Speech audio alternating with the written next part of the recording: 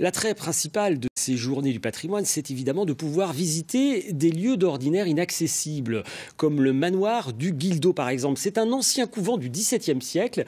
Il a été restauré avec passion par son propriétaire et ce propriétaire d'ailleurs est un excellent guide, comme ont pu le constater Nathalie Rossignol et Fabrice Leroy. Regardez.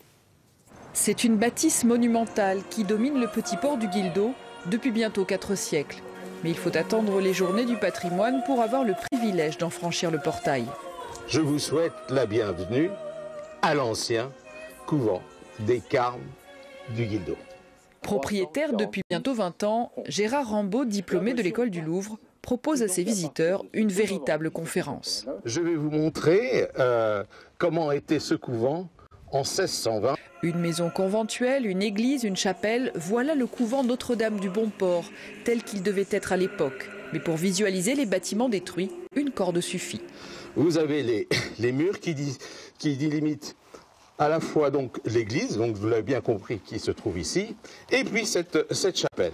Une église qui vient de retrouver après plusieurs mois de travaux une partie de sa charpente, remontée grâce au soutien de l'association des Compagnons du Guildo.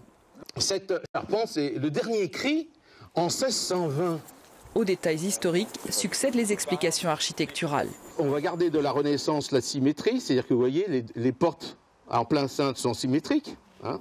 Cette maison nous intriguait depuis une quinzaine d'années et on a vu il y a quelques années qu'elle était de nouveau habitée. Et voilà, quand on a vu qu'elle était visitable, on était enchantés. Quand on voit l'engouement des propriétaires à justement ouvrir leurs portes et à nous ouvrir aussi à leur patrimoine, ça c'est merveilleux. C'est justement ces réactions enthousiastes qui ont encouragé les propriétaires.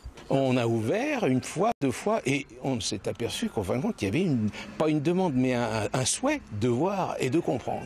Et ça n'a fait que s'amplifier au cours des années. Depuis 7 ans, plus de 4500 personnes ont déjà découvert ce site, son histoire et la passion de ses propriétaires.